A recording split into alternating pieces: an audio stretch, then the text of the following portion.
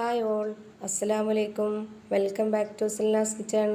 ഇന്നത്തെ റെസിപ്പി നല്ലൊരു variety tasty ആയിട്ടുള്ള ഒരു അടിപൊളി ഈവനിങ് സ്നാക്സിൻ്റെ റെസിപ്പിയാണ്. സേമിയയും തേങ്ങയും വെച്ചിട്ടാണ് ഈ ഒരു റെസിപ്പി തയ്യാറാക്കി എടുക്കുന്നത്. ആഴ്ചകളോളം നമുക്കിതൊരു ടിന്നിലിട്ട് വെച്ചിട്ട് നമ്മുടെ കുട്ടികൾക്കൊക്കെ സ്കൂളിലൊക്കെ പോകുമ്പോൾ സ്നാക്സ് ബോക്സിലൊക്കെ കൊടുത്തു വിടാൻ പറ്റിയ ഒരു നല്ല പലഹാരമാണിത്. KG കുട്ടികൾക്കൊക്കെ ഒട്ടുമിക്ക ആൾക്കാരും ബിസ്ക്കറ്റ് അല്ലാന്നുണ്ടെങ്കിൽ ബേക്കറി ഐറ്റംസ് അങ്ങനെ എന്തെങ്കിലുമൊക്കെ ആയിരിക്കും സ്നാക്സ് ബോക്സിലൊക്കെ കൊടുത്തു വിടുന്നത്. എപ്പോഴും അങ്ങനെയുള്ള പലഹാരങ്ങളല്ലാതെ നമുക്ക് ഇടയ്ക്കൊക്കെ ഒന്ന് ചേഞ്ച് ആയിട്ട് നല്ലൊരു വെറൈറ്റി ടേസ്റ്റിയൊക്കെ ആയിട്ടുള്ള പലഹാരങ്ങളും കൂടെ കൊടുത്തുവിടണം. ഇതുപോലെ നമ്മൾ സേമിയ കൊണ്ട് തയ്യാറാക്കി എടുത്തിട്ടുള്ള ഈ ഒരു പലഹാരം നമുക്കൊരു കേടുകൂടാതെ 3 ആഴ്ച വരെയെങ്കിലുമൊക്കെ നല്ലൊരു പ്ലാസ്റ്റിക് ടിന്നിലോ അല്ലെങ്കിൽ ഉടയുന്ന കുപ്പിയിലോ ഒക്കെ അടച്ച് കാറ്റ് കയറാതെയൊക്കെ വെച്ചിരുന്നു കഴിഞ്ഞാൽ ഒരു 3 ആഴ്ച വരെയൊക്കെ നമുക്ക് ഉപയോഗിക്കാവുന്നതാണ്. അപ്പോൾ നമ്മുടെ ഇന്നത്തെ ഈ ഒരു റെസിപ്പിയിലോട്ട് കിടക്കുന്നതിന് മുമ്പായി സിൽനാസ് കിച്ചൺ ചാനൽ ആദ്യമായിട്ട് കാണുന്നവരാണെങ്കിൽ പ്ലീസ് ഒന്ന് സബ്സ്ക്രൈബ് ചെയ്തേക്കണേ. ഒപ്പം തന്നെ ഈ വീഡിയോസ് നിങ്ങൾക്ക് ഇഷ്ടപ്പെടുകയാണെങ്കിൽ ഒരു ലൈക്ക് ചെയ്യാനും മറക്കരുത്. ഇനി നമുക്ക് റെസിപ്പിയിലോട്ട് കിടക്കാം. അപ്പോൾ ഞാനിവിടെ ആദ്യം തന്നെ ഈ പലഹാരം തയ്യാറാക്കുന്നതിന് വേണ്ടിയിട്ട് ഇവിടെ ഒരു പാക്കറ്റ് സേമിയ ഇതുപോലെ പൊട്ടിച്ച് വെച്ചിട്ടുണ്ട്. ഈ ഒരു പാക്കറ്റ് സേമിയയ്ക്ക് വേണ്ടിയാണ് ഞാൻ ഇതിലേക്ക് ബാക്കിയുള്ള എല്ലാ ഇൻഗ്രീഡിയൻസും എടുക്കുന്നത്. നിങ്ങൾ എത്രയാണോ സേമിയ എടുക്കുന്നത് അതിനനുസരിച്ച് വേണം ബാക്കിയുള്ള എല്ലാ ഇൻഗ്രീഡിയൻസിൻ്റെ അളവും ചേർത്ത് കൊടുക്കാനായിട്ട്.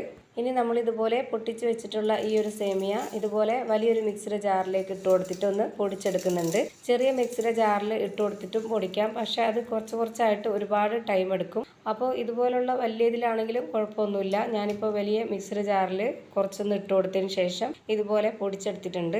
ഒരുപാട് അങ്ങ് നൈസായിട്ടല്ല പൊടിച്ചെടുക്കേണ്ടത്, ഒരു റവയുടെ ഒക്കെ തരി പോലെ ഇരിക്കണം. ആ ഒരു പരുവത്തിലാണ് ഇത് കറക്റ്റായിട്ട് പൊടിച്ചെടുക്കേണ്ടത്. ഇനിയിപ്പോൾ ഇവിടെ ഒരു പ്രാവശ്യം കൂടി പൊടിച്ചെടുക്കാനുള്ളത് ബാക്കിയുണ്ട്. അതും കൂടെ മിക്സിയുടെ ജാറിലേക്ക് ഇട്ട് കൊടുത്തിട്ട് നന്നായിട്ടൊന്ന് ഇതുപോലെ തന്നെ പൊടിച്ചെടുക്കാം. അപ്പോൾ ഞാനിതാ എടുത്തിരുന്ന മുഴുവൻ സേമിയയും പൊടിച്ചെടുക്കുന്നുണ്ട്. ഇപ്പോൾ ഞാനിവിടെ മുഴുവൻ സേമിയയും പൊടിച്ച് വെച്ചിട്ടുണ്ട്. ഇനി ഇതൊന്ന് മാറ്റി വെച്ചേക്കാം. ഇനി അടുത്തതായിട്ട് ചെറിയൊരു മിക്സിയുടെ ജാർ എടുത്തിട്ടുണ്ട്. ഇതിലേക്ക് 250 ml കപ്പിൻ്റെ അളവിൽ 1/4 കപ്പ് കപ്പലണ്ടിയാണ് ഇട്ട് കൊടുക്കുന്നത്. ഇനി ഈ കപ്പലണ്ടി ഒന്ന് നന്നായിട്ട് പൊടിച്ചെടുക്കുന്നുണ്ട്. അപ്പോൾ ഇതാ കപ്പലണ്ടിയും ഞാൻ ഇതുപോലെ തന്നെ ചെറിയൊരു തരിതരിപ്പോട് കൂടിയാണ് പൊടിച്ചെടുത്തിട്ടുള്ളത്. ഇനി ഇത് തയ്യാറാക്കാനായിട്ട് ഞാനിവിടെ ഒരു പാൻ സ്റ്റൗവിലേക്ക് വെച്ചിട്ടുണ്ട്. ഫ്ലെയിം ഓണാക്കി കൊടുത്തിട്ട് ലോ ഫ്ലെയിമിലാണ് ഇട്ട് വെച്ചിരിക്കുന്നത്. ഇനി ഞാൻ ഈ ഒരു പാനിലേക്ക് ഇട്ട് കൊടുക്കുന്നത് നേരത്തെ നമ്മൾ പൊടിച്ച് വെച്ചിരുന്ന ആ ഒരു സേമിയയാണ്. ഈ ഒരു ലോ ഫ്ലെയിമിൽ തന്നെ ഇട്ട് വെച്ചിരുന്നതിന് ശേഷം ഇത് നന്നായിട്ട് കൈവിടാതെ ഇളക്കി കൊടുത്തുകൊണ്ടിരിക്കണം. ഈ സേമിയ നമുക്ക് നന്നായിട്ട് വറുത്തെടുക്കണം. ഇതിൻ്റെ കളറൊക്കെ മാറി വരുന്നവരേക്കും വെയിറ്റ് ചെയ്യണം. അതുവരേക്കും ഇതുപോലെ നമ്മൾ കൈവിടാതെ ഇളക്കി കൊടുത്തുകൊണ്ടിരിക്കണം. അല്ലാന്നുണ്ടെങ്കിൽ ഇതിൻ്റെ ഓരോ ഭാഗമായിട്ട് കരിഞ്ഞു വരും. ഇപ്പോൾ ഇതാ ഇതിൻ്റെ കുറച്ചായിട്ട് കളർ ചേഞ്ചായി വരുന്നുണ്ട്. ഒന്നുകൂടെ ചെറുതായിട്ട് മൂത്ത് വരുമ്പോൾ ഈ ഒരു കളറായിട്ട് വരും. അതാണ് ഇതിൻ്റെ കറക്റ്റ് പരുവം. ഇതിപ്പോൾ കാണുമ്പോൾ തന്നെ നിങ്ങൾക്ക് മനസ്സിലാവുന്നുണ്ടാവും. ഇപ്പോൾ ഞാൻ അതിൻ്റെ ഫ്ലെയിം ഓഫ് ചെയ്തിട്ടൊന്നുമില്ല, ലോ ഫ്ലെയിമിൽ തന്നെ ഇട്ട് വെച്ചിരിക്കുകയാണ്. ഇനി ഇതിലേക്ക് ഇട്ട് കൊടുത്തിട്ടുള്ളത് കപ്പലണ്ടി പൊടിച്ചതാണ്. പിന്നെ ഇനി ഇതിലേക്ക് ഇട്ട് കൊടുക്കുന്നത് ഒരു മുറി തേങ്ങ ചിരകിയതാണ്. ഇനി ഇതിലേക്ക് നല്ലൊരു മണത്തിന് വേണ്ടി 2 ഏലക്ക ഇട്ട് കൊടുത്ത ശേഷം പിന്നെ ഒരു നുള്ള് ഉപ്പും കൂടെ ചേർത്ത് കൊടുക്കുന്നുണ്ട്. ഇത് നല്ല മധുരത്തിൻ്റെ റെസിപ്പിയാണ്. അതുകൊണ്ട് തന്നെ ഈ ഒരു മധുരത്തിനെ ഒന്ന് ബാലൻസ് ചെയ്യാനായിട്ട് ഒരു നുള്ള് ഉപ്പും കൂടെ ഇട്ട് കൊടുക്കുന്നുണ്ട്. ഇനി ആ ഒരു ചെറിയ തീയിൽ തന്നെ ഇത് നമുക്ക് നന്നായിട്ട് ഇളക്കി യോജിപ്പിച്ച് കൊടുക്കാം. ഇതുപോലെ നന്നായിട്ട് ഇളക്കി യോജിപ്പിച്ച് കൊടുത്തതിന് ശേഷം ഇനി ഇതിലേക്ക് വേണ്ടത് ശർക്കര ഉരുക്കിയെടുത്തതാണ്. അപ്പോൾ ഇതിലേക്ക് ഓരോരുത്തർക്കും എത്ര മധുരമാണോ വേണ്ടത് അതിനനുസരിച്ച് ശർക്കര ഉരുക്കിയെടുത്ത് ഇതിലേക്ക് ഒഴിച്ചു കൊടുക്കാം.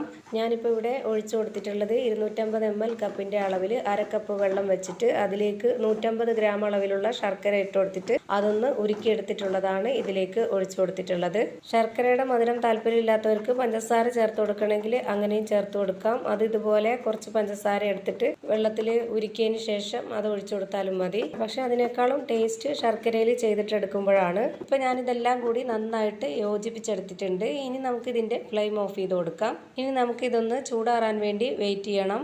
അങ്ങനെ ചൂടാറിയതിന് ശേഷം നമുക്ക് കയ്യിൽ കുറച്ച് നെയ്യോ അല്ലാന്നുണ്ടെങ്കിൽ ബട്ടർ ഉരുക്കിയതോ ഒന്ന് സ്പ്രെഡ് ആക്കിയതിന് ശേഷം നമുക്ക് ഇഷ്ടമുള്ള ഷേപ്പിൽ ചെയ്തിട്ടെടുക്കാവുന്നതാണ്. ഞാനിപ്പോൾ ഇതുപോലെ ബോൾ ഷേപ്പിലാണ് റെഡിയാക്കി എടുക്കുന്നത്. അപ്പോൾ ഇതുപോലെ ഒന്ന് ട്രൈ ചെയ്ത് നോക്കുക. തീർച്ചയായിട്ടും കുട്ടികൾക്ക് മാത്രമല്ല ഇത് വലിയവർക്കും എല്ലാവർക്കും ഇഷ്ടാവുന്ന നല്ലൊരു സ്നാക്സാണ്. തീർച്ചയായിട്ടും നിങ്ങൾക്ക് എല്ലാവർക്കും ഇഷ്ടമാവും. അപ്പോൾ ഇത്രയേ ഉള്ളൂ ഇന്നത്തെ വീഡിയോ ഇഷ്ടമായാൽ ലൈക്ക് ചെയ്യാനും കമൻറ്റ് ചെയ്യാനും ഷെയർ ചെയ്യാനും മറക്കരുത്. അതുപോലെ തന്നെ ഞാനിടുന്ന പുതിയ വീഡിയോസ് നോട്ടിഫിക്കേഷനായിട്ട് കിട്ടുന്നതിന് വേണ്ടി സബ്സ്ക്രൈബ് ചെയ്ത് ബെല്ലൈക്കൺ അമർത്തി അതിൽ ഓൾ എന്ന ഓപ്ഷൻ എനേബിൾ ചെയ്ത് കൊടുക്കാനും മറക്കരുത്. പുതിയൊരു വീഡിയോയുമായി വീണ്ടും വരും. Thank you for watching.